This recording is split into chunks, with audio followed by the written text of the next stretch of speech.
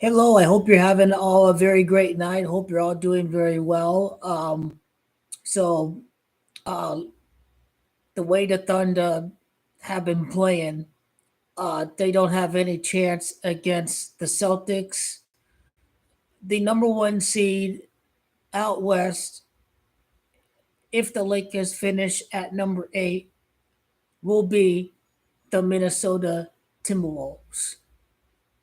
The Minneapolis Lakers to face off against Minnesota, the team Kobe Bryant made his NBA debut against on November the 3rd of 1996. The key to predicting the amount of games the series will go will depend on the date duration from November the 3rd to whenever the series in the first round ends. We could be looking at a 5 game conclusion or a 6 game conclusion between the Lakers and the Timberwolves. The Lakers from Minneapolis, Kobe's NBA debut. D'Angelo Russell played with Minnesota. Lakers beat the Timberwolves in the play-in. We get the five wins in the playoffs against the Timberwolves, and that's basically en route to go LeBron James' fifth ring of his career. The Timberwolves did beat the Lakers twice.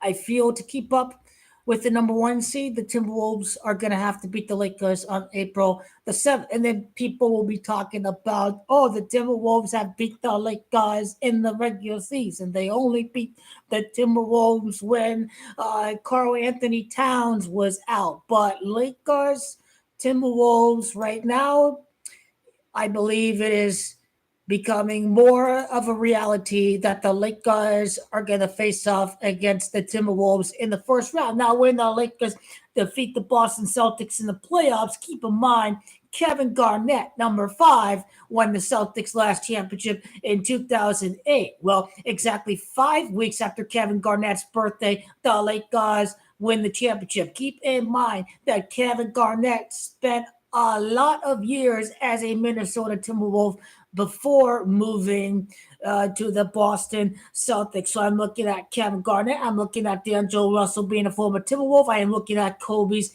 NBA debut against the Timberwolves. And let me see. I think the Vandalorian actually played with the Timberwolves. I remember in my analyses of the play-in last year, I think he did play with Minnesota, Jared Vanderbilt.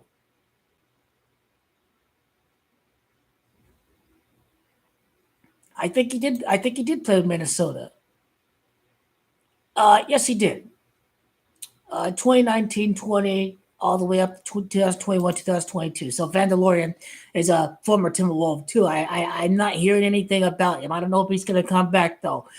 Gabe Vincent is back. Can Vandalorian not need any surgery come back? Um, 12 days left in the regular season. We are at 15 days before the play-in against the Royals.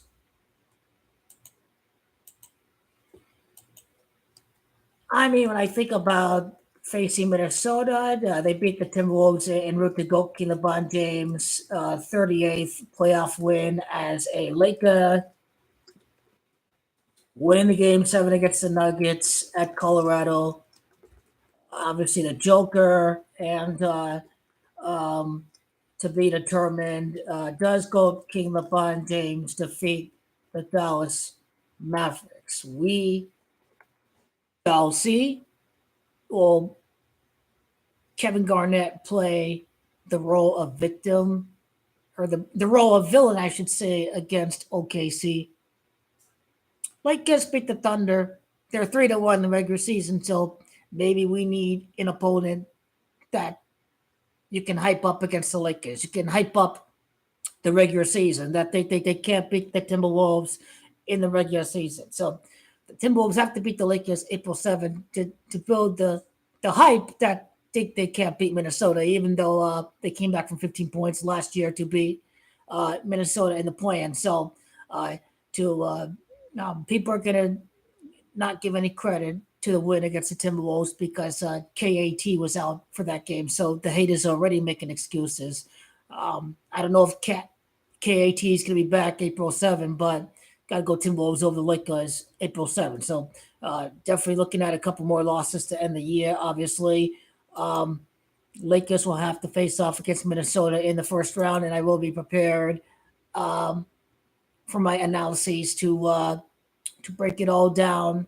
Um, Again, April 14 is the end of the regular season.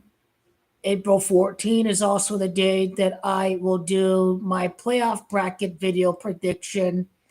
It's going to have the actual playoffs, and it will also include a play-in section. So April 14, the bracket prediction video will include a play-in portion, and then after the play-in portion, it will lead up to the playoff prediction, the main playoff prediction, first rounds, semis, conference finals, NBA finals, and then the playoff bracket.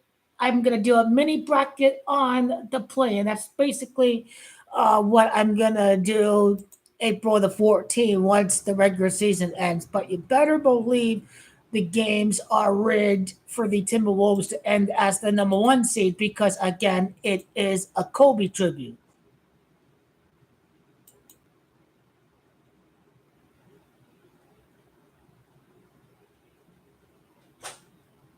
So yeah, as we speak about becoming number 8 or number 7,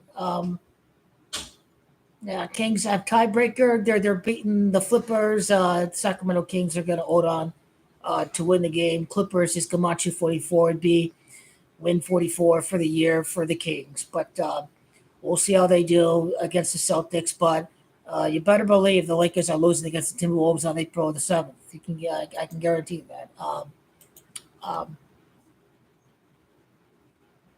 as far as tiebreaker goes, um, without Googling it, after head-to-head tiebreakers, I want to say it's going to be a conference record, if I'm not mistaken. Timberwolves have a better record in the conference. They're 36-12. The Nuggets are 29-12 against the West. So I think I'm pretty sure that the tiebreaker, if it's tied head-to-head in conference record, the Timberwolves already won twice against the Nuggets this year. If you're wondering about the scores between the Timberwolves and the Nuggets this year, just a Google search 111-98. Timberwolves beat the Nuggets March 29th. They play on April 10 towards the end of the regular season. The Nuggets beat the Timberwolves 115-112 on March the 19th. There was another game too that we need to. I need to tell you guys. Timberwolves beat the Nuggets 124-211 on January the 2nd. So the Timberwolves are 2-2 against the Nuggets. And then again, they're not going to have a better conference record against the Timberwolves. So hypothetically speaking, even if the Nuggets beat the Timberwolves, even if they're tied, it's going to come down to conference record. The Timberwolves are in great shape.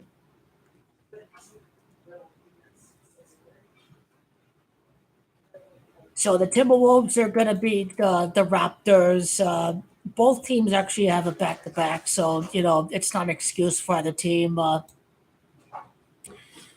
Timberwolves get 2 games against the loser Phoenix Suns. So April the 5th, Sunday, April 7th is the big one. Timberwolves, Lakers. If Timberwolves beat the Lakers, they're definitely playing the first round.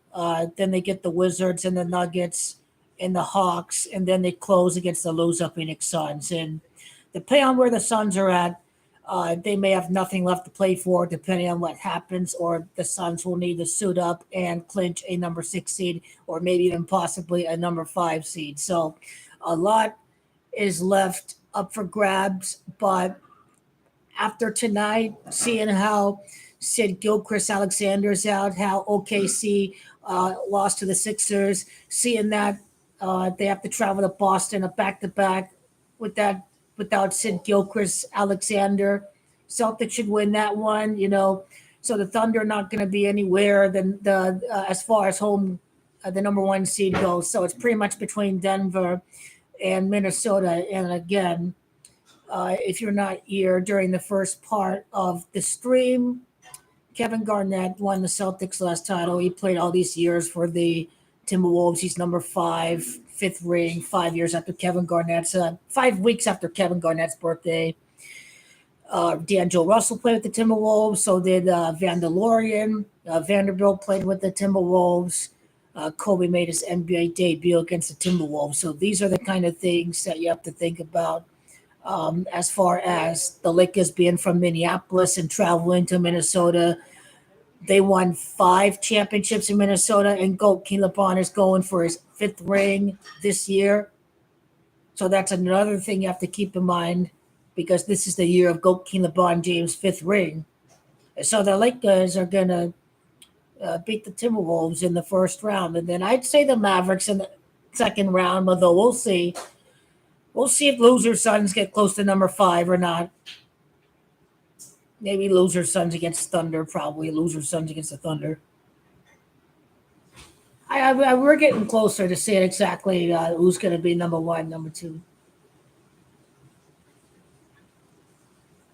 Again, Keelan 38th playoff win with the Lakers at Colorado against the Joker. Both have Gematria 38. That's the script. And then I should say the Joker has 92 Gematria. Keelan has a 6-2 playoff series record with the Lakers. It's going to be 9-2 to beat the Nuggets. So they're going to avoid the Nuggets. People may think the Nuggets are going to be the number 1 seed, but that's exactly why they can't be the number 1 seed. So they can't face off against the Lakers too early in the playoffs.